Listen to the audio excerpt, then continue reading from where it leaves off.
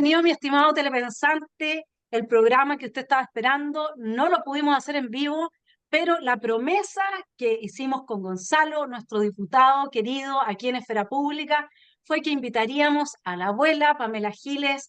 Bienvenidos a los dos, no necesitan mayores presentaciones y sin duda que esta va a ser una conversación que, dado que se estaba esperando hace mucho tiempo, nos va a permitir con calma abordar distintos dudas, distintas aristas de esta actualidad que está muy revuelta, concentrada en varios WhatsApp de audio de un teléfono, es decir, podemos partir desde ahí hasta las declaraciones de Núñez diciendo que aquí hay que presionar al gobierno para que avance con su agenda. Y ahí me gustaría partir con saludarlos, bienvenidos a los dos, y dejarles entonces primero esa pelotita rebotando. ¿Qué significa esta presión de las calles? ¿Cómo lo ve la abuela Pamela? ¿Cómo lo ve Gonzalo? Y partimos entonces con un tema que sin duda nos preocupa a todos los chilenos. No, me gustaría saber cómo lo ve la abuela, si ella va a estar en la calle junto con el PC y Revolución Democrática, o dónde va a estar la abuela. La ¿O abuela qué está opinas tú de siempre. este llamado? Yo quiero decirles primero que les agradezco la invitación, pero que me estoy perdiendo la mejor parte de la invitación, que son justamente las presentaciones. Porque yo tengo una primera duda, que es qué hago yo aquí. Yo tengo claro qué hago yo aquí, pero me gustaría saber por qué ustedes me invitaron a este espacio, al que yo no pertenecería naturalmente, ¿m? Y además con tanta insistencia, porque la verdad es que hay que señalar que yo no soy muy amiga de hablar. Si ustedes ven mi recorrido, parece que hablara mucho, pero en realidad hablo muy poco. De partida en el hemiciclo yo no hablo, porque yo creo que en política deben hablar los hechos. Entonces, una primera cosa que me gustaría retrucar la pregunta y dejar a Núñez para un poquito más rato, y preguntarles a ustedes por qué les parece importante o interesante o no que tengamos esta conversación. Bueno, voy a responder yo como directora del canal Esfera Pública. El concepto de Esfera Pública es la reunión de las distintas perspectivas que existen justamente debatiendo sobre el bien común y debatiendo sobre el avance que podamos hacer como país en distintas áreas y desde distintas perspectivas. En ese sentido también ha estado en este canal desde Pepe Rodríguez Elizondo hasta Renato Garín. O sea, de lo que se trata acá es de que cuando nosotros vemos que hay ciertas posiciones desde las cuales se avanza argumentos que tienen que ser considerados en el discurso para entender hacia dónde podemos llevar las cosas y cuáles son las posiciones en disputa, por ejemplo, el tema de los retiros de los fondos de pensiones, o este tema de la calle, de salir nuevamente a la calle a presionar, o la posición que has tomado tú, Pamela, respecto de el gobierno, una posición muy crítica y que de alguna manera sí es una voz que representa una molestia generalizada entre quienes están no solamente del lado de los decepcionados por el gobierno, sino que también entre quienes están en contra del gobierno. Entonces, tu posición hoy día en la esfera pública sí representa de alguna manera un sentir, eh, sobre todo de oponer esa resistencia. Tú misma dijiste en Radio Agricultura, donde tampoco sería un lugar, digamos, al cual tú pertenecerías de forma natural, ¿no es cierto? Y tú dijiste en Radio Agricultura, yo hago más oposición que la oposición. Y me parece que esa postura que tú has tomado tiene un valor y que vale la pena y conversar sobre ello y hacerle el aporte entonces a los telepensantes, que es la audiencia de este canal, desde la perspectiva que tiene Pamela Giles, la abuela. ¿Ya? ¿Y Gonzalo? ¿Cómo te quedó en la oreja? No, yo porque encuentro que la Pamela Giles es una política tremenda, de una estatura enorme y que tiene una gran influencia, sobre todo estando a veces muy sola. Y por eso que a mí me parece que todavía no logro descifrar a Pamela Giles. El otro día me dijo, ¿tú crees que yo donde pongo mi traste es donde están mis ideas? Porque se sienta con la izquierda, se sienta con Revolución Democrática, se sienta cerca del Partido Comunista y de alguna manera ella es opositora a este gobierno. Entonces, me gustaría saber si Pamela Giles está cambiando, está en un proceso de transformación, ¿dónde está Pamela Giles, por ejemplo? Y aplicando la contingencia, por eso que yo le decía, Pamela, ahora que el Partido Comunista quiere que las reformas sociales que no han podido lograr negociarse en el Congreso salgan, y para que salgan estas reformas, que es la reforma, ¿no es cierto?, tributaria, o pacto tributario, como quieran llamarle, la reforma previsional, ellos quieren que la calle vuelva a llenarse de gente y llaman a salir a la calle para presionar el sistema político para que estas reformas salgan. Y de alguna manera eso también pone una presión sobre el gobierno porque tiene que controlar, ¿no es cierto?, a las masas. Entonces me quiero preguntar, Pamela, ¿dónde vas a estar tú? ¿Vas a estar en la calle con tu gente, con tu pueblo? ¿O vas a estar apoyando al Partido Comunista y a la Revolución Democrática? ¿O dónde vas a estar? Yo quiero decirles a ambos que a mí me vienen bien en general los lugares inhóspitos. Me gustan más los lugares a los que no pertenezco naturalmente o donde es raro encontrarme. Y que esa fue mi motivación central para tener esta conversación hoy día, porque yo tengo una apreciación respecto de Gonzalo como parlamentario y tengo una apreciación de Gonzalo en su historia política. Y tengo también una opinión respecto de Vanessa y el rol que ella juega hoy día en la política, en el pensamiento político. Y lo más destacable para mí en eso son las diferencias que existen entre nosotros, ¿ya? Agradezco mucho las intervenciones amistosas respecto de la presentación, pero yo creo que es bueno poner en primer lugar que somos muy distintos y que eso es justamente lo que hace interesante el intercambio, como decía Vanessa al comienzo. ¿Dónde voy a estar yo? Yo siempre voy a estar donde está mi pueblo que sufre. Y creo que eso está refrendado por una larga trayectoria pública, ¿ya? En la última etapa, una etapa en que he sido parlamentaria, pero a mí la gente me conoce desde hace 40 años en este país. Pablo Maltés, mi pareja, cuando hacíamos campaña para la primera candidatura parlamentaria, me decía, tú vienes haciendo campaña hace 40 años, ¿ya? Y yo creo que tiene razón de alguna manera, porque mi presencia ha sido permanente mucho tiempo, la gente me ha visto evolucionar, y yo creo que algo que se puede reconocer en esa trayectoria, que yo espero que se pueda reconocer, es que he estado siempre donde mi pueblo que sufre, donde aquellos más deprivados de cualquier tipo de privilegio están.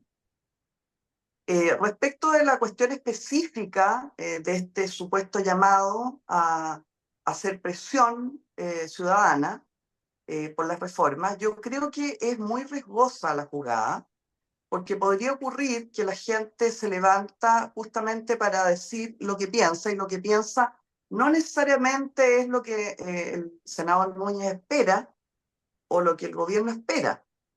Hay una primera cosa que habría que decir respecto de eso, que es que yo tengo la impresión de que el llamado de Núñez no es aislado, no es un llamado del Partido Comunista, es una decisión hasta donde este gobierno toma decisiones, que es un gobierno muy cambiante, pero yo creo que es una decisión global del gobierno, de todos los partidos que le integran, para generar lo que hasta ahora no han generado, que es base electoral. En ese sentido, yo creo que es interesante observar que desde que Boric asume el poder hace 2 años atrás, justamente va en la dirección contraria de aumentar su base electoral. Y viene una elección a fines de este año en que eso se va a ver en juego. Y yo creo que este llamado, esta decisión de alentar, digamos, la expresión popular callejera, que es lo que se entiende, o más orgánica de las organizaciones sociales que hasta ahora han estado acalladas y a mi juicio han estado desmovilizadas por el propio gobierno, yo creo que es una jugada riesgosa. Ahora, Pamela, yo lo vería desde otro punto de vista, a ver si te puedo imponer. Si fuese un objetivo, la base electoral, el gobierno estaría haciendo cosas que efectivamente cambiaran la vida de la gente para mejor. Justamente porque no las has estado haciendo es que tú has tomado una actitud muy crítica respecto del gobierno. la base electoral, por ejemplo, de la alcaldesa de Viña del Mar, que ahora salió la noticia, una entrevista el día domingo en el Libero, Ormazábal, creo que el apellido de quien tuvo que hacerse cargo finalmente de lo que no hizo la municipalidad, y él decía, las bodegas estaban llenas de víveres y de cosas para ayudar a la gente. Y la municipalidad de Viña tiene 2.000 funcionarios que podrían haber hecho las cosas y no las hacen. Si fuera por aumentar la base electoral, tampoco hubiesen hecho todo lo que pasó, ¿no es cierto?, con el caso de fundaciones, y tampoco darían las respuestas que dan, que son realmente paupérrimas para cualquier persona normal. Dice, aquí esto no se los creo, ¿no es cierto? O sea, es como que ni siquiera hay un intento a través del discurso y del relato de generar esa base electoral. A mí me da mucho más la sensación, tengo una mirada distinta, de que esa podría ser una explicación que blanqueara el intento de extorsión a la derecha y a los grupos de poder, digámoslo así, como en algún momento, parafraseando, lo dijo Marcel. Si es que no aprueban la reforma tributaria, va a haber otro estallido.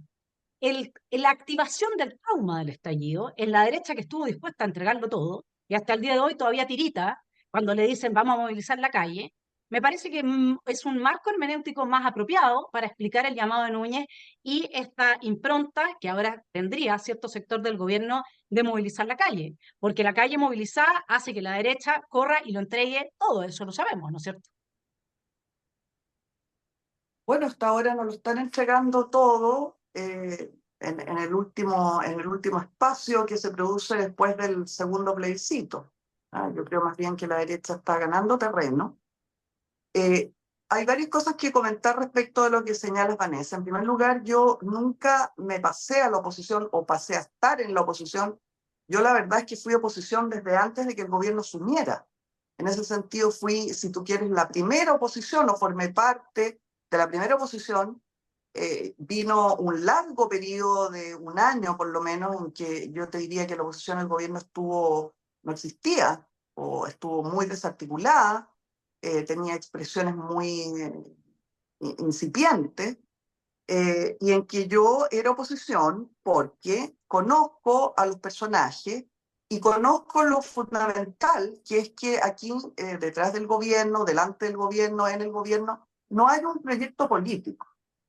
Lo que tú señalas que serían las acciones evidentes si se quiere ampliar una base electoral, sería así sobre la base de que exista un proyecto político. Y en este caso yo creo que el proyecto político se reduce a tomar el poder y mantenerse en él, lo cual a estas alturas significa sobrevivir 2 años más hasta la entrega del poder, ¿ya? Y por lo tanto, me parece que es mucho más táctico el actuar del gobierno, en el que yo sí veo que están haciendo cosas. Yo creo que en el último tiempo han hecho cosas muy importantes, como por ejemplo, el levantar una posible candidatura presidencial. Yo creo que ese ha sido un hecho político bien fundamental del accionar del gobierno, que está, por supuesto, en una crisis en todos los frentes, muy aguda, y que la forma de enfrentar esa crisis es negándola, tanto la crisis económica que estamos viviendo como la crisis de seguridad que estamos viviendo, ¿cierto? Para la cual se buscan soluciones que en realidad no son soluciones reales. La situación de crisis institucional, lo que pasa con las Fuerzas Armadas, con Carabineros, con los partidos políticos, en que el gobierno en realidad está pudiendo tener un espacio táctico de actuación que a mi juicio no lo está jugando tan mal. Pamela, yo ahí tengo una visión parecida a la tuya en el sentido de que para mí el riesgo del gobierno de movilizar a la calle es que la calle se movilice y esta vez no sea contra las FP, ni sea contra las ISAPRES, sino que sea contra este gobierno. Y tú usaste una palabra, tendríamos que sobrevivir los próximos 2 años. O sea, puede que la gente salga a la calle no queriendo sobrevivir 2 años más de este gobierno, porque ya se dieron cuenta que en este gobierno el ministro de Educación no sabe educación, el ministro de Agricultura no sabe agricultura, el ministro de Economía no sabe economía. Es un gobierno de incapaces. Entonces tú dices, mira, el mérito de este gobierno es levantar una candidatura presidencial. Yo me pongo del lado de los telespectadores y digo, bueno, a mí que me baso. Yo quiero que no haya inflación, Yo quiero que no haya narcotráfico, yo no quiero que no haya terrorismo, yo quiero que haya trabajo. Y yo quiero que haya salud, yo quiero que haya vivienda. Y ninguna de esas cosas hay. Entonces, tú te referías cuando dices esta es una jugada de alto riesgo, ¿a que esto se le puede volver en contra al gobierno? Yo creo que hay un malestar social que está muy intervenido, sobre todo por el gobierno. ¿Ya? Yo creo que el gobierno ha hecho todo lo que se puede hacer para desmovilizar a la gente. A eso me refiero cuando te digo que el gobierno viene recién entendiendo, comenzando a entender que su base electoral está profundamente dañada, ¿ya? Y que tiene que tener algunas acciones rápidas para que eso no quede en evidencia, como podría ser en la elección que va a venir a fines de año, ¿cierto? De gobernadores y municipales.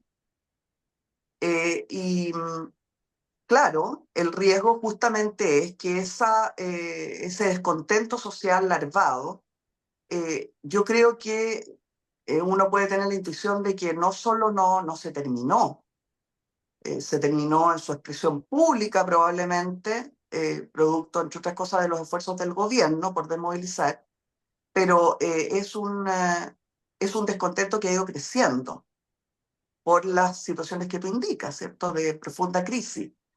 Y que se expresa a través de mecanismos indirectos, por ejemplo, las encuestas, donde podemos ver que todas ellas coinciden en señalar que son los partidos políticos, la institucionalidad, en definitiva, el Congreso, porque allí están los partidos políticos, lo que la ciudadanía percibe como de manera más negativa. Yo creo que, para decírtelo en unos términos amplios, el problema, el eje, aquí no está entre izquierda y derecha, no está tampoco entre gobierno y oposición. Yo creo que el eje sigue estando donde estaban durante el estallido social y todo lo que siguió después, que es entre pueblo y clase política. Y por eso siento que es tremendamente riesgosa la apuesta que hace el gobierno, porque efectivamente el descontento es contra la clase política toda. No solo contra el gobierno, en primer lugar contra el gobierno, que es la expresión más palpable de clase política, ¿ya? Pero es contra toda la clase política. La gente en los dos plebiscitos votó contra la clase política, contra la élite. Eso es el gesto político que fue a hacer la gente, ¿ya? Y yo creo que eso se va a expresar de una manera incierta, por supuesto, en las próximas elecciones, en que además tenemos un elemento adicional que es sumamente interesante, probablemente el cambio político más gravitante que hemos tenido en varias décadas, que es el voto obligatorio. Y el voto obligatorio tiene la maravilla del misterio, que es que te va a obligar a todos los actores políticos a mirar la realidad. Esa realidad que han maquillado, que han dibujado, son todos jóvenes estos años, pero que se va inexorablemente a expresar en las elecciones al haber voto obligatorio. Hay un tema importante. Yo estoy de acuerdo contigo que este gobierno ha avanzado en muchas cosas. No estoy de acuerdo con Vinter ni con Atria en que aquí se haya abandonado la agenda. La agenda de este gobierno, el programa de este gobierno, yo creo que se está llevando a cabo muy bien. Le falta solamente destruir a las AFP y con eso va a haber enterrado el neoliberalismo en Chile, va a haber transformado Chile en una tumba. Luego, ¿qué pasa cuando tú todo lo echas a perder? Cuando tú todo lo destruyes. Entonces también propones la solución, ¿cierto? Y esta es una estratagema política antiquísima, digamos, o sea, no, porque en el fondo la única tesis en la que no acompaño tu razonamiento es esto de que la gente podría decirle algo, eventualmente a través de las elecciones democráticas, a una casta política que siente que son la vanguardia, que no los entendieron, que ellos van a llevar este proyecto, que es un proyecto que viene además de afuera, que se está aplicando en distintos países del mundo, Agenda 2030, la derecha también está bastante casada con este tema, ¿no es cierto? Y entonces hay un movimiento y hay mucho apoyo, hay financiamiento internacional, hay mucho apoyo para avanzar una agenda que en el fondo deconstruye la institucionalidad fundada en los principios cristiano-occidentales. Sé que No te estoy hablando complicado y aquí el canal, digamos, siempre estoy haciendo este tipo de análisis y lo veo desde esa óptica, porque han sido muy exitosos en transformar a Chile en la tumba del neoliberalismo, pero le falta terminar de liquidar la ISAPRE, terminar de liquidar la educación privada y desmantelar las AFP, que son en el fondo, ¿qué es lo que es el capitalismo? El capitalismo es el ahorro del capital. Un país que no tiene capital ahorrado no es capitalista, o sea, no es neoliberal, o sea, ergo, eso es lo que falta por hacer. Y entonces cuando uno te oye a ti, por ejemplo, plantear el retiro con muchas razones que pueden haber, que la pobreza y que la gente, te entiendo perfectamente, y que la gente pueda decidir sobre su fondo, sin duda que los efectos políticos, ya no vamos a el sufrimiento del pueblo, dejémoslo eso por una parte, que está muy bien tratar de representarlo y de ayudarlo, pero dejemos incluso los efectos económicos, porque a mí no me interesa entrar en la discusión típica y clásica de la derecha que se abraza de, nosotros sabemos, el economicismo puro y duro, cuando en realidad los objetivos políticos e ideológicos van mucho más allá de la estructura hoy día, van a la superestructura. Entonces, ahí es donde yo creo que hay una estrategia clara de desmantelamiento institucional del país, se está usando en parte al Poder Judicial para eso, se está neutralizando las Fuerzas Armadas y de Orden, y si a esto le sumamos el llamado a volver a las movilizaciones, yo lo veo claramente como una historia que ya muchos venezolanos me dicen, nosotros ya esto ya lo vivimos.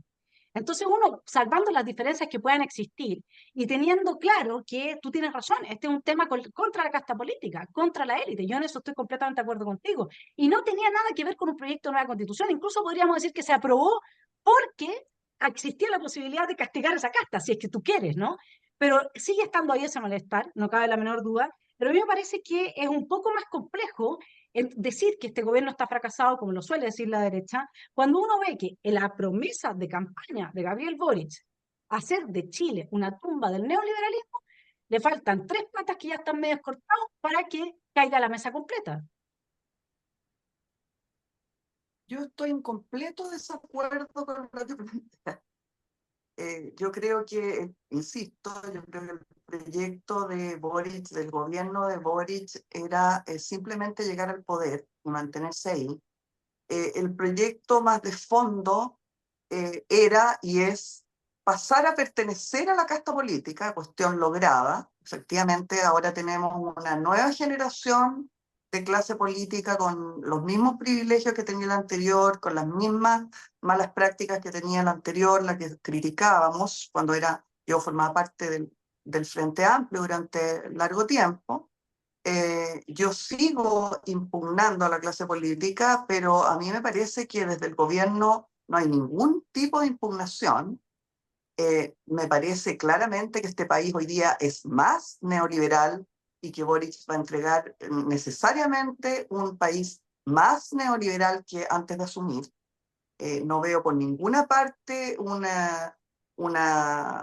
avance en lo que se decía que sería un objetivo. ¿Ya? Me parece que dejó de serlo en el Pero ¿en qué momento que sentido llegaron. sería, perdón, en qué sentido sería más neoliberal? Porque el liberalismo, el libre comercio, el libre mercado, si uno ve el pacto con Ponce Lerú, si uno ve la destrucción de la institucionalidad del Estado de Derecho, esa destrucción, o sea, ningún libre mercado funciona, a menos que sea en un anarcocapitalismo, ningún libre mercado funciona donde no funcionan las instituciones, donde no hay Estado de Derecho. Y eso se ha ido todo socavando sistemáticamente a través de una serie de acciones que nosotros vemos. Entonces me gustaría saber en qué sentido dices tú que va a ser más neoliberal. A mí me parece que este país hoy día tiene más desigualdad, tiene un mercado que está demarcado por las normas de la macroeconomía. Me parece que todos los tratados de libre comercio, justamente lo que se hizo con el litio es una demostración de eso mismo. No veo por ninguna parte un avance o un intento, ni siquiera tímido, de demoler las bases del sistema económico que dejó anclada la dictadura. Eh, Me tendrías que citar cuál podría ser el tema que tú mencionas de la crisis institucional. No es de responsabilidad solamente de Boric. Boric justamente ha profundizado una crisis política, económica y social, porque yo creo, Vanessa y Gonzalo, que de repente desde la derecha se tiende a entender mal algunos fenómenos que se han dado en el último periodo. Por ejemplo, efectivamente, hay pruebas en la realidad de que la gente, hasta donde se le puede consultar, que es poco, o sea, la gente sigue teniendo unos niveles de participación bajísimos en este país, simplemente son convocados a poner una rayita para las elecciones y el resto del tiempo no se les escucha. Sin embargo, tenemos antecedentes de que la gente ha comenzado a revalorar algunos asuntos, algunas medidas, algunos elementos que son clásicamente más propios de la derecha, incluso de la ultraderecha, ¿cierto? Como la seguridad, como el orden, como la vida familiar, como el derecho a tener el credo que uno quiera, etcétera, etcétera, etcétera. Sin embargo, yo no sería tan simplista de señalar que nuestro pueblo es de derecha, por ejemplo. ¿Ya? Creo que eso es algo que, no, que requiere mucho más pensamiento, mucho más análisis. Yo creo que el pueblo de Chile no le gusta el sistema neoliberal. Es una intuición, por supuesto, que no podría probarla más que con algunos datos, como por ejemplo la votación importante que tuvo Boric cuando nos había olvidado de lo que decíamos y prometía que esta fuera la tumba del neoliberalismo.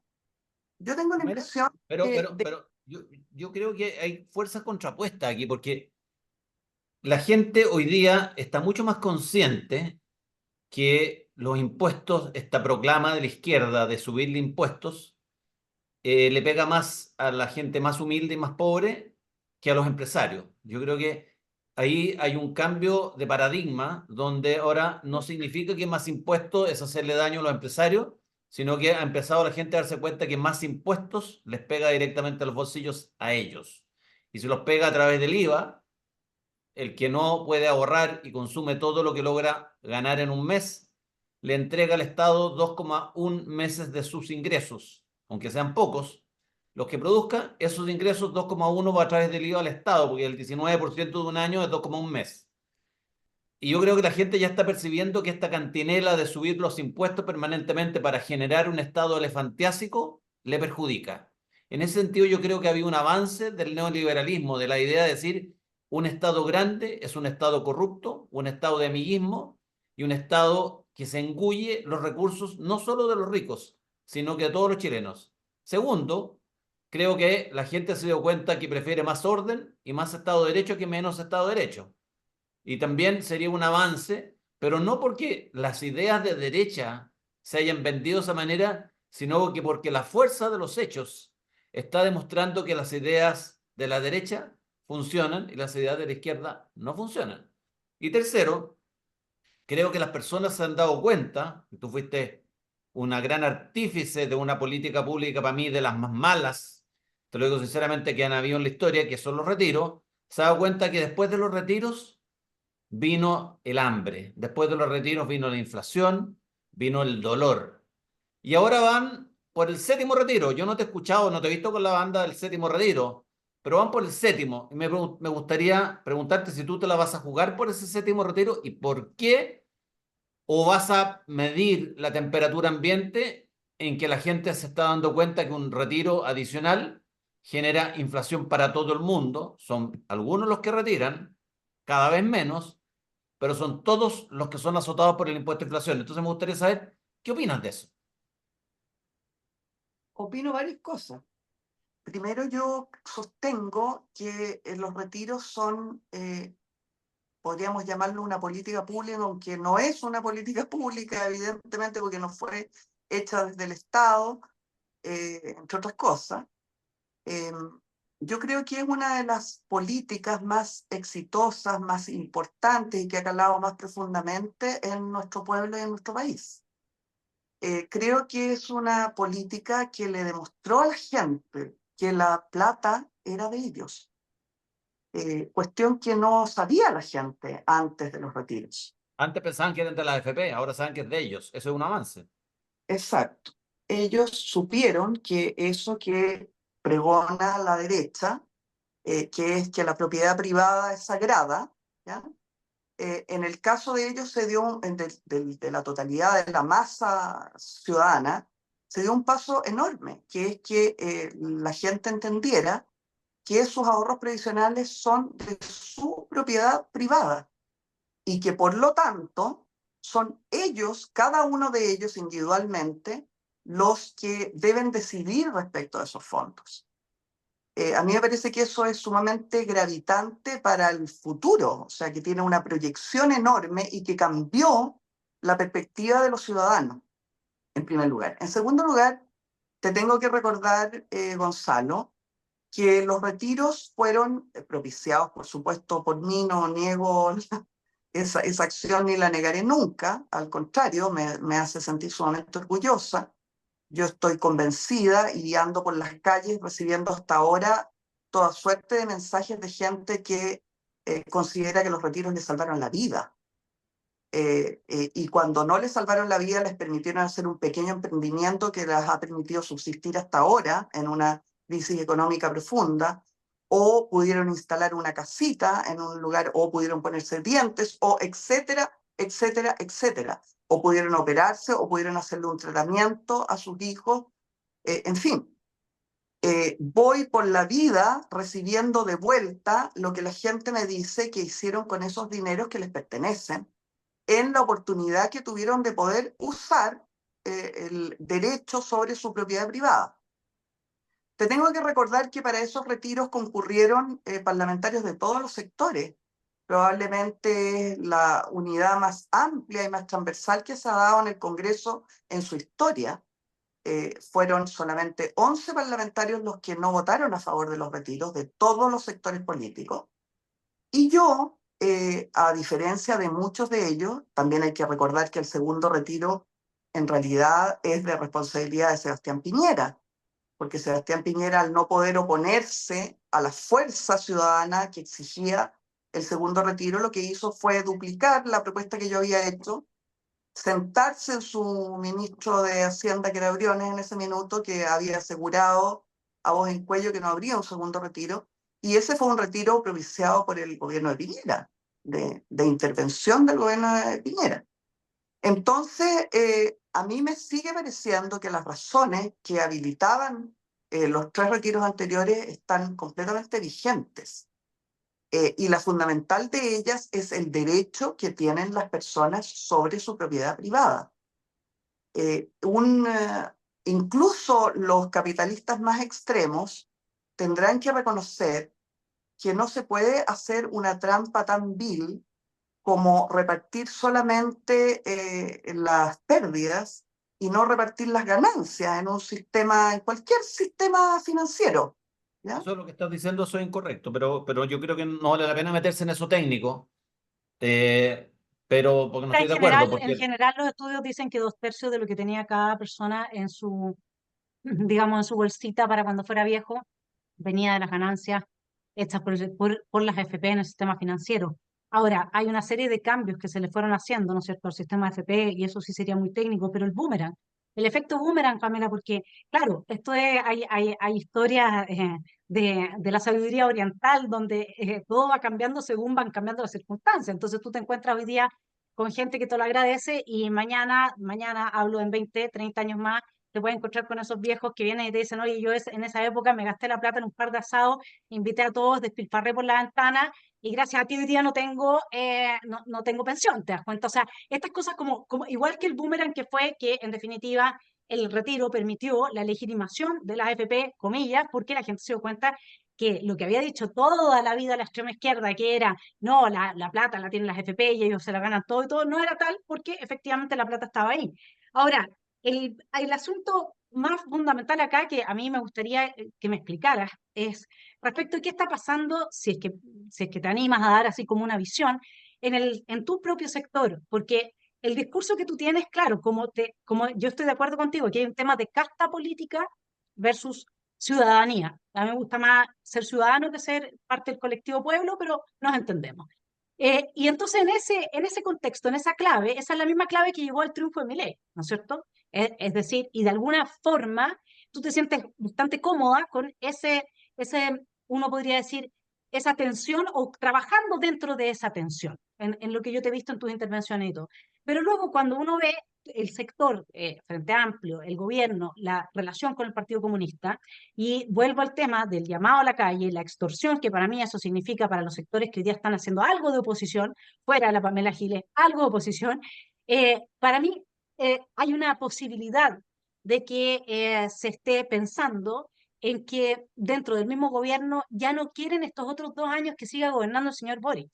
Y sería bueno sacarlo por la puerta de atrás y reemplazarlo, lo que se llamaría, comillas, algo así como un autogolpe, pero aquí nunca decimos las cosas como tenemos que decirlas. Hablamos de estallido, por debajo había un golpe, bueno, pero con independencia de eso, el sector se ve unido como para llegar hasta el final sin acerrucharse el piso y con las lógicas canibalistas que se dan en este tipo de situaciones, llegar hasta el final en este gobierno, o hay una desunión y hay una bolsa de gatos más o menos grande en que uno tendría que ponerle otro ojo al llamado de las movilizaciones en la calle. Mira, yo de partida te tengo que decir que, como es obvio, ese no es mi sector, ¿ya? No lo ha sido nunca, como te decía, y hay todo tipo de pruebas. Yo soy de oposición desde antes que asumiera Boric, porque sabía exactamente lo que iba a ocurrir. Sabía que Boric iba a llegar al poder con la gente que lo acompaña, que yo la conozco bien, porque han sido mis compañeros durante una etapa política, ¿cierto? Y por lo tanto conozco sus mecanismos, sus formas, conozco la profundidad o no de su pensamiento, en este caso la frivolidad, la banalidad de su pensamiento, y por lo tanto no me cabía la menor duda que lo que iba a ocurrir es lo que ocurrió, y es que, por ejemplo, volviendo al tema de los retiros, Boric iba a utilizar como trampolín para llegar al poder los retiros, y en cuanto llegara al poder se iba a olvidar de los retiros. ¿Por qué? Porque en tu forma de reflexionar, Vanessa, yo creo que hay un defecto, al menos una diferencia profunda con mi análisis. Aquí no hay un gobierno de izquierda. Este no es un gobierno de izquierda. No hay un sector de izquierda propiamente tal. Hay gente, partidos, organizaciones que pueden estar más cercanas a lo que entendemos en ciencia política como izquierda. Pero el gobierno, la cúpula del gobierno, quienes hoy día están generando política desde el Ejecutivo, no son de izquierda, no están contra el sistema neoliberal, no es real, y yo creo que todo lo que han hecho demuestra que eso es así. Por ejemplo, ¿Cómo puedes decir que no son de izquierda? O sea, Boric se autodefinió como a la izquierda del Partido Comunista. El Frente Amplio era la nueva izquierda, no los hijos de, los que iban a hacer de una manera distinta que el modelo de la izquierda funcionara. Entonces, ¿cómo puedes decir que este gobierno frente amplista, comunista, no es de izquierda? ¿Qué es lo que es entonces? bueno, a mí me parece que es un gobierno socialdemócrata, me parece que Boric es un hijo de un señor demócrata cristiano con una señora de Stenstadt, y que es evidentemente, biográficamente, el resultado de eso. A mí me parece que no me distraigo en lo formal. O sea, hay personas que pueden hacer declaraciones sumamente incendiarias, pero en la práctica, que es lo que estoy tratando de mostrarles a cada paso en lo que hemos discutido, aquí no hay ni mucho menos un tumbo del neoliberalismo, al contrario. Hay una profundización de un modelo, además eh, con el apoyo de amplios sectores de la derecha, que yo creo que eso también tiene que ver con la emergencia de sectores que se andaban a llamar de ultraderecha, a lo cual ustedes pertenecen o pertenecerían desde cierta visión, ¿cierto? Yo creo que tiene que ver con eso, con que hay una profundización del neoliberalismo y hay, por lo tanto, una profundización del malestar social, porque a la gente, si bien es efectivo que quiere orden, que quiere una gran mayoría de militares en la calle, etcétera, no quieren este sistema. Este sistema ya fracasó en Chile, ya demostró que no puede solucionar los problemas reales, y yo creo que gran parte del descontento de la gente con este gobierno es porque no ha producido ningún cambio real. Yo les pregunto a ustedes, ¿cuáles son los cambios reales que ha producido Boric? Destruirlo Bueno, todo. Sí, justamente Destruir la yo te educación, decía que hay que ninguno. destruir el mérito. A ver, la meritocracia hay que destruirla. El fundamento del neoliberalismo que a todo esto tendríamos que hablar, si nosotros dijésemos, porque no hay que confundir no, ¿perdón? Lo hizo Bachelet. Sí, sí, pero esto viene todo con los pingüinos, viene todo desde la Revolución Pingüina, etcétera, y Bachelet ha sido como la mami del sector por el apruebo, del mamarracho, etcétera. O sea, a ver, el neoliberalismo es Estado subsidiario. No es el Estado más presente. 100.000 nuevos contratados, el Estado es un desastre. En Chile el problema del Estado, yo te puedo leer algunas cifras acá, en que un análisis que se hace hasta el 2018. Durante el año 2018 el gasto total del Estado de Chile ascendió a la no pequeña suma de 45,1 millones de pesos, equivalente a un cuarto del PIB de ese año. 9 años antes, ese gasto se elevaba a 26,3 millones en la misma moneda. Así nuestro Estado aumentó su gasto en términos absolutos en 70% real en 10 años, periodo en el cual la población no creció más de 10%. Lo que hay acá es la molestia del ciudadano de que lo están esquilmando para sostener a la casta política.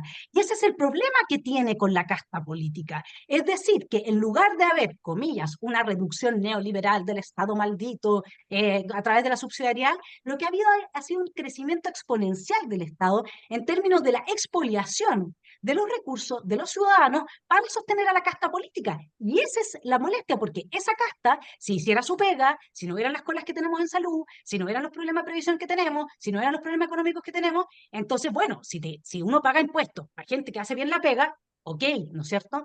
Pero eso no es lo que ha pasado en este país. Y no hay que confundir neomercantilismo, que es el vínculo que tiene derecha o izquierda, da lo mismo, si en los casos Pentas o Kimich y todos estaban todos metidos, no nos olvidemos de eso. El vínculo que tienen con los empresarios, en términos de mi ley, es decir, con aquellos que no quieren competencia económica, respecto de lo que vendría siendo un neoliberalismo, quedémonos con la concepción que tenemos en Chile, de un Estado subsidiario con la mayor presencia privada posible y el Estado solamente ayudando en aquellos ámbitos en los que el privado no está dispuesto a intervenir. Han destruido la educación con eso. Hoy día tú no puedes crear nuevos colegios. Hoy día tienes la salvajada con el tema de la inmigración, que es otra de las banderas del globalismo, de los ODS, etcétera. Entonces, y aquí hay todo un tinglado internacional que está detrás. No nos olvidemos que la ONU asesoró a los convencionales constituyentes del primer experimento y tuvo como resultado ese engendro. Entonces, lo que sucede acá, en definitiva, es que nosotros podemos, claro, tú puedes ir con el discurso de la profundización del neoliberalismo, que desde mi punto de vista lo que estás viendo es una profundización del neomercantilismo, es decir, de una alianza, si tú quieres, entre ciertos sectores muy poderosos y la casta política, y eso genera una rabia en contra de la élite de parte de la ciudadanía. Pero el neoliberalismo no es eso, es libre mercado, es menos poder para el poderoso y es más poder para el ciudadano, quedándonos dentro de lo que es esta etiqueta, que es muy discutible, por supuesto, y que está muy estigmatizada y muy maltratada, pero se sigue condenando todo el trabajo que se ha hecho de deconstrucción del discurso hegemónico que imperaba en torno a la valoración del mérito, a la valoración del libre mercado, de la educación, de salir adelante a través de la educación. Todo eso, que era nuestro acuerdo más o menos a la base durante los 30 años de democracia, todo eso se desplomó con el trabajo que hizo la vanguardia gramsciana. Y parte de esa vanguardia es el Frente Amplio, son los intelectuales quizás que están detrás del Frente Amplio, digamos, estamos hablando de los partidos ahora de gobierno, y el Partido Comunista, que ha hecho su rol por su parte, digamos. Entonces, yo, claro, tengo un diagnóstico distinto, pero entiendo cuando tú me estás diciendo neoliberalismo en el sentido que clásicamente nosotros lo entendemos, que es como esta alianza entre el poder político y el económico en contra de la cual estamos luchando desde hace mucho, digamos. O sea, ese es el tema. Este es un problema de esa casta que está destruyendo al ciudadano, porque para calmar los ánimos contrata y contrata y contrata y suma gente en el Estado que no le da nada al ciudadano. Y eso tiene a la gente hasta el cuello. O sea, si fuese por ayudar a los más pobres y si fuese por ayudar a los que más sufren, yo lo que diría es, señores, no podemos seguir sosteniendo mucha gente que no está haciendo la pega, la gente que está en el Estado tiene que hacer la pega por la cual se le paga y hay que reducirle los impuestos a la gente. Eso es lo que me parecería a mí, claro, dentro del discurso al sector que yo pertenezco, lo más razonable para salir del descalabro en el que estamos. Pero este es un proyecto mayor, este es un proyecto que se está llevando a cabo en todas partes y no nos podemos olvidar que la narcodictadura es el programa de gobierno que estaba a la base del mamarracho. Entonces, tenemos ahí los beneficios para la gente que estaba presa y el crimen organizado y todo estaban en los articulados, digamos, ¿no es cierto? Que no se les podía prohibir. En el articulado salía la comunicación con quien quisieran, digamos, y se está implementando igual. Para mí todo ese mamarracho, como Boric dijo, nosotros somos la vanguardia, ustedes no lo entienden, para mí se está implementando igual la plurinacionalidad. Pamela, el punto que tú decías de la valoración de la familia y de las ideas que tradicionalmente son de la derecha, porque son conservadoras, pero hay muchos conservadores de izquierda también. Bueno, eso nació por el ataque a la nación chilena. Al chileno le gusta su país, le gusta su bandera, le gusta su familia, le gusta estar en su país. Y eso no significa cerrar las puertas a la inmigración, pero sí a la inmigración ilegal que encubre todo este crimen organizado, evidentemente. Entonces, ese mamarracho desde mi punto de vista, el desmantelamiento institucional y el hundimiento del país, claro, en colusión de esta casta, que en eso tú tienes razón, aquí hay un tema, digamos, ahí, lo vimos en la sala Salaket Parties, ¿no es cierto?, donde, digamos, todo esto ha salido a la luz de alguna manera, y en ese sentido entiendo por qué lo estás diciendo. No solamente en Salaquet, en las reuniones sin lobby, sino que también en los audios ahora, y tenemos una tras otra, las fundaciones lo mismo, una tras otra la expresión de cómo en el fondo lo único que ha producido Boric es un recambio en la élite. O sea, ingresó una nueva generación a los mismos privilegios y malas prácticas que tenía la élite tradicionalmente, y dejaron de ser críticos a eso. Entonces, yo concuerdo con lo que tú señalas a grandes rasgos. Proyectémoslo. ¿Tú crees que con un futuro gobierno de derecha, imaginémonos a Evelyn Matei en el gobierno, tú Perfecto que la nombre es de derecha. Ella se ha autodefinido como una persona súper atraída por las ideas de izquierda.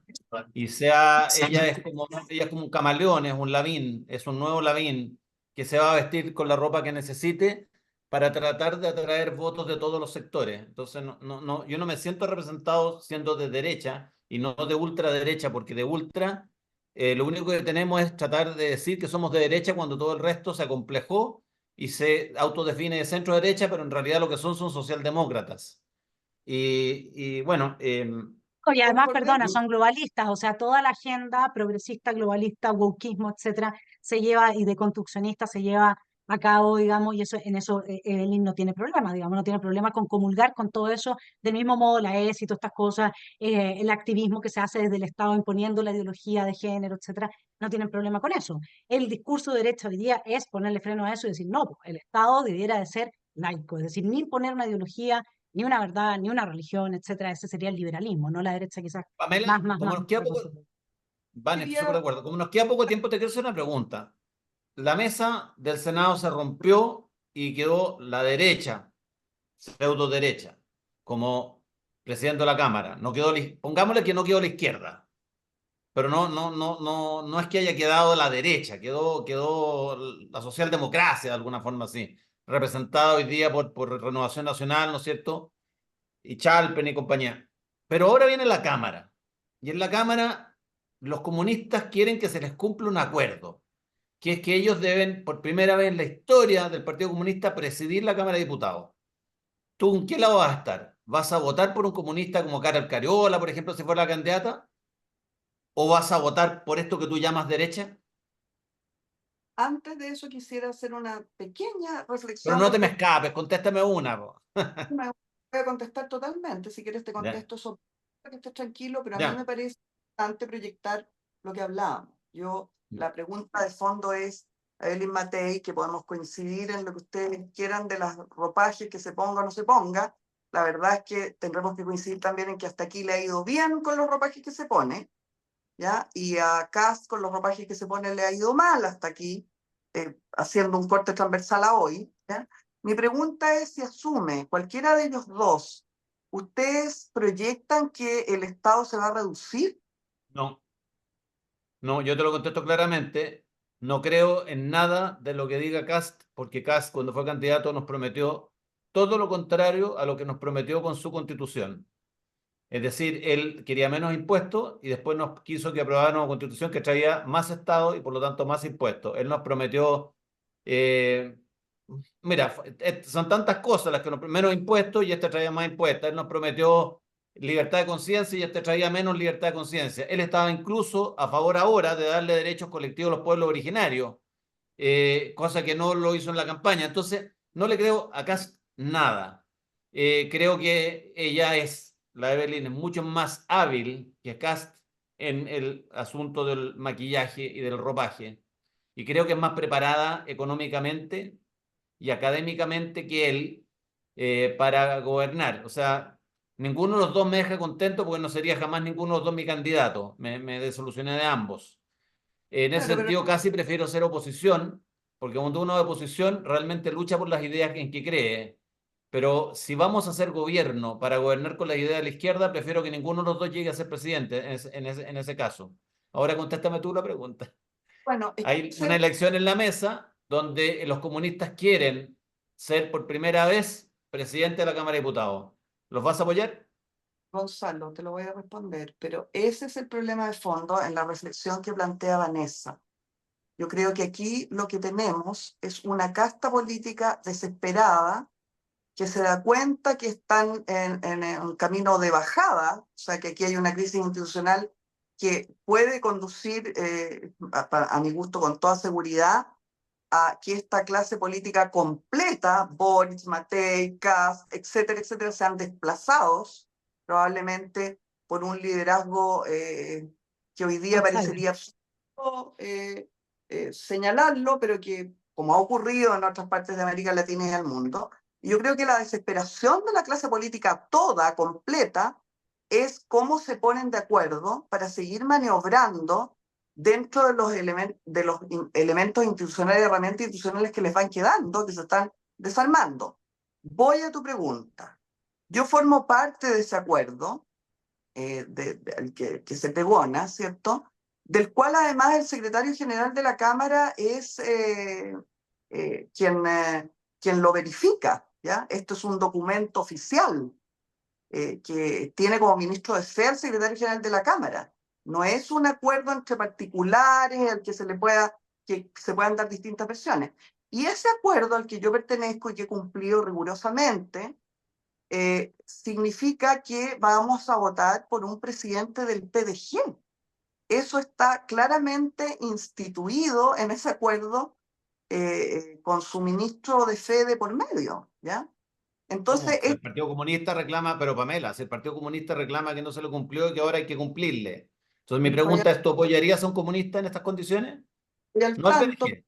te trato de explicar que ¿Mm? ese intento que hace el Partido Comunista, y que no lo hace solamente el Partido Comunista, sino que también el gobierno a partir de distintos mecanismos, de que ese acuerdo administrativo diría que ahora hay que votar por un comunista, eso no es real. Entonces, de partida esta es una discusión de locos, porque quienes piden que se respete el acuerdo administrativo están incumpliendo en esa petición el acuerdo administrativo. Siendo así las cosas, y voy a lo que yo supongo que es el fondo de tu pregunta, yo creo que en este clima en el que Ana Lía Uriarte, a nombre del gobierno, intervino ese acuerdo administrativo indebidamente y además con la consecuencia de que hoy día existe un desarme del acuerdo administrativo en la realidad, a mí me parece que es muy difícil que la propuesta que se ha hecho hasta ahora tenga éxito. O sea, me parece simplemente que no es real, no forma parte eso del acuerdo administrativo. Lo que señala el acuerdo administrativo es algo completamente distinto y por lo tanto yo me imagino que las fuerzas que concurran a cumplir con el acuerdo administrativo, eh, tanto como las fuerzas que vayan a votar por los comunistas, no van a ser suficientes para que ninguna de esas dos posibilidades gane. Y por lo tanto es evidente que ¿Cuántos son los PDG? ¿Cuántos son que van a aspirar a presidir la Cámara? no tengo idea ni creo que interese. No, porque interesa, porque Tú todo el haces una... mundo quiere bailar con el PDG, que tiene 3 parlamentarios, porque se desgranó absolutamente y no tienen ideología, y consideran que esos votos son los relevantes para dar vuelta a una elección por uno y otro lado. Yo te quiero contar que la bancada social cristiano independiente somos 7, y todos están pasando por alto esos 7 votos. O sea, somos más del doble que los votos del PDG. Nosotros no vamos a votar por un PDG, ni para presidente, ni para vicepresidente. Y por lo tanto, cualquier acuerdo que la derecha quiera llegar asumiendo que cuenta con nuestros votos, con los votos de La Gloria, con los votos de Joanes, con los votos del Partido Social Cristiano y con el mío, por supuesto, están absolutamente equivocados. ellos están dando por hecho que cuentan con nuestros votos. Y ese es un tremendo error. No cuentan con nuestros votos. No se han acercado a conversar con nosotros. Y te digo sinceramente que los 3 votos nuestros son fundamentales para que salga el PDG o no salga el PDG. Y por lo tanto, yo creo que aquí el análisis político que están haciendo es muy liviano. Es como que se quedaron hace 2 años atrás en que el PDG era la nueva fuerza política. El PDG no existe. Gonzalo, yo me quiero agarrar un poco de lo que estás diciendo para responder la pregunta que hizo Pamela, y se la voy a responder tirándole una pregunta que la he tenido desde mucho tiempo y, bueno, si quieres me la responde, si no, pero yo tengo una hipótesis respecto a qué pasaría si saliera electa Matei, y creo que engarza esta forma de actuar de la derecha de creer que tiene votos seguros, ¿no es cierto? Que todos vamos a votar si es que dice que es de derecha ahora, que otras veces he dicho que es de izquierda, y entonces cuentan con esos votos. Yo creo que por lo menos, según los datos que tengo, puede ser entre el 22 y el 26% de la derecha que no está dentro de las 3 comunas más ricas, donde ganó por lejos el a favor, no se convenció nunca del proyecto mamotreto constitución habilitante del mamarracho que estaba proponiendo que votáramos a favor la derecha. Entonces, cuando dicen no, es que van a votar a favor del candidato que sea de derecha para que no salga el de izquierda, yo creo que eso hoy día hay que verlo, porque ya se demostró que en el en contra hubo una fuerza importante de derecha que dijo, me da lo mismo, no voy a transar mis principios. Y eso creo que se les está pasando un poco de colado. Pero cuando preguntas si hubiese un gobierno de José Antonio, hubiese un gobierno de Evelyn Matei, yo creo que lo que le va a quedar a Chile en una situación de esa índole son 2 caminos posibles. O sea, o saben lidiar muy bien con un octubrismo, llamémosle así al fenómeno político, que se dio con el estallido social por una parte y debajo el encubrimiento de toda una violencia que generó el caos que al final devino en pensiones de gracia, indulto y todo tipo de favores, ¿no? Digámoslo así, un vínculo ahí que no se termina de aclarar, pero que está bastante denunciado y yo al menos lo tomo como un vínculo propio de nuestro mapa político hoy día. O sea, hay un sector político que está trabajando muy bien con cierto sector violentista de las calles. Y entonces la pregunta es, ¿cómo actuaría, qué pasaría eventualmente con un gobierno de Evelyn o de José Antonio Cast? Eh, y yo creo que ahí dependería de cómo lidiar con el octubrismo. Octubrismo entendido como esa alianza, ¿no? Es decir, poniéndole freno. En algún momento tú apareciste diciendo, el Piñera se tiene que ir, la primera línea así lo exige, están los videos, qué sé yo, y asumiste un poco ese rol de, quizás porque el pueblo que sufre, quizás no lo sé, en ese sentido, quizás en otro sentido mucho más estratégico, eh, porque las élites siempre van a buscar a alguien que les asegure la estabilidad nomás. Y si alguien que puede lidiar bien con el octubrismo, entonces tendría que ser alguien que simpatice con todo lo que significó o significa políticamente esa ideología, que es el socialismo del siglo XXI, ¿no es cierto?, importada desde Venezuela. Desde mi punto de vista, y me vas a discutir, pero está bien, pero... Y la otra alternativa es la de Novoa en Ecuador, porque acá, como el escenario que tenemos está tan destruido con el general Yáñez, con ahora Muñoz, con una destrucción absoluta de la institucionalidad, de la capacidad defensiva de Chile, etcétera. Y además, ojo, esto lo denunció Paralelo, no sé si lo vieron el domingo, yo no lo había visto, un candidato en Perú, que su promesa de campaña es atacar Chile y es el segundo en las preferencias. Entonces, tenemos un escenario súper complicado. Y yo creo que no veo con espaldas a Evelyn ni a José Antonio para lidiar ni con el octubrismo ni para hacer un Novoa, digamos. Esa sería como mi respuesta a tu pregunta y feliz de que me puedas responder a mí cuál es tu relación, cómo lo viste tú, cómo viviste tú el 18 de octubre y cuál es tu visión sobre ese acontecimiento. Pero político, más Y que ahí estaríamos social. cerrando, Vanessa, por la hora. Sí. A mí me gustaría decir que yo creo que hay algo en lo que concuerdo contigo y es que es una situación en la que aparentemente una parte de la derecha da prácticamente por segura ganada la próxima elección presidencial. Y a mí me parece que la realidad demuestra que está muy lejos de ser así. Yo creo que Evelyn Matei indudablemente hoy día tiene una proyección interesantísima, pero se va a encontrar con grandes problemas en esa proyección. A mí me parece que tenemos poca conciencia del nivel político que ha alcanzado el pueblo, la ciudadanía, si ustedes prefieren.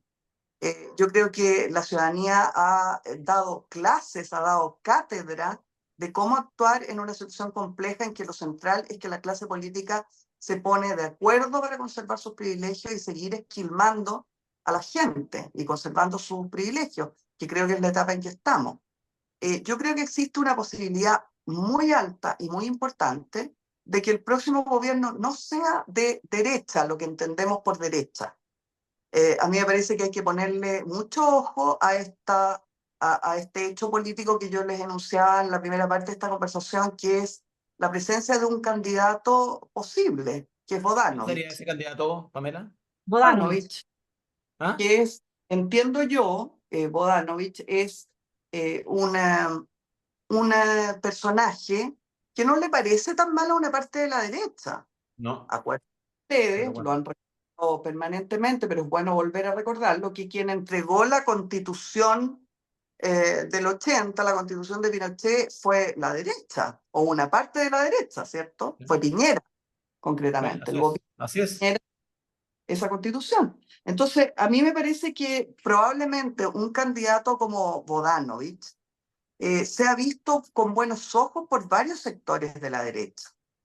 Que a mi juicio están empeñados en lo que les he reiterado, que es cómo la clase política se pone de acuerdo. Quieren un solo acuerdo, ningún otro. Quieren el acuerdo de seguir gobernando como élite, separados de las necesidades de la gente, y en eso están. Así es. Bueno, Bodanovich tiene que llegar al 90% conocimiento ciudadano, bien exalumno del Cumbre. Me acuerdo que en su época, cuando yo era apoderado del Cumbre, él enamoraba a las madres apoderadas, ¿no es cierto?, del colegio. Y él vendía otro cuento. Y hoy día es frente amplista y efectivamente es una persona que tiene un potencial político enorme, que se encauce bien. Haber, Es otra haber cosa. promovido la No me legitimación extrañaría que de lo carácter. apoyaran los empresarios. No me extrañaría, siguiendo tu análisis, que sea finalmente un candidato a los empresarios que han encontrado en esto de anclarse con cierto mundo de la izquierda, como ellos creen que compran un seguro de vida, pero están muy equivocados. Pero en definitiva, sí, yo creo que hay una proyección ahí, sobre todo generacional, y sobre todo porque la Evelyn Matei y José Antonio Kast ya son personas para jubilar en la política hace años, que la generación que antes no votaba, que es la generación joven, ya no creo que se sienta o se siga sintiendo atraído por esta gente que lleva 40 años profitando del Estado y 40 años vigente en la política y que quieren seguir un tercer tiempo y un cuarto tiempo. Yo creo que eso le puede jugar en contra. Hoy día ella se pondría a la banda presidencial de todas maneras. Yo creo que ella se siente presidente de la República y actúa como tal. Hoy día leía que él, en el fondo, ella era la que estaba escogiendo los candidatos a alcalde. Así que bueno, ha sido un agrado, Pamela, conversar contigo de otra forma. Nosotros en el Congreso nos conversamos de otra manera, nos echamos más tallas, como que nunca profundizamos, pero creo que yo no me equivoqué en invitarte al programa y en decirle a la Vane que eras tú la persona que debiéramos traer, porque creo que es súper interesante mirar el mundo desde tu perspectiva y tratar de comprender en qué estamos de acuerdo y en qué seguimos profundamente en desacuerdo. Bueno, Yo también lo quedamos con el misterio. Espero que porque no hay que quemar todo pero sí te voy a dejar planteada esa pregunta del octubrismo para una próxima vez entonces, porque ya cumplimos el tiempo. Espero que haya sido para ti también una invitación agradable y entonces podamos otro día hacer un análisis sobre ese fenómeno político que preocupa bastante cuando uno ve en qué consiste la alianza que avanza un poco desde la política y desde la calle, la destrucción del país. Para mí ha sido súper interesante. Tenía muchas ganas, Vanessa, de conocerte o tener un contacto, un intercambio contigo. Me parece valioso lo que tú has estado haciendo, que es pensar la política, que se hace muy poco. Y bueno, a la gente que nos esté escuchando, que nos esté viendo, la abuela los ama, incluso a los fachos. También hay corazón para los fachos. Y lo que Nos vemos, vamos a hacer Pamela. Y lo que vamos a hacer las mujeres que no nos gusta el neofeminismo es bajar el puño y abrir los brazos y dar un abrazo a los hombres y a los niños y a todo el mundo, y desde el abrazo reconstituir los lazos sociales, dejar de estar tan solos, tan peleados, tan enojados. Y ahí tenemos otro tema más, Pamela, así que nos quedan dos conversaciones pendientes. Muy interesante, muchas gracias por haber estado en Sin Picarse. Ninguno de nosotros se picó, lo cual habla muy bien de nuestra racionalidad y del gobierno, entonces de la razón por sobre las pasiones. Estamos muy bien anclados en nuestra tradición cristiana occidental. Les mando un abrazo y gracias por esta excelente conversación. Gracias, Vane, gracias, Pamela. Cuídense. Chao.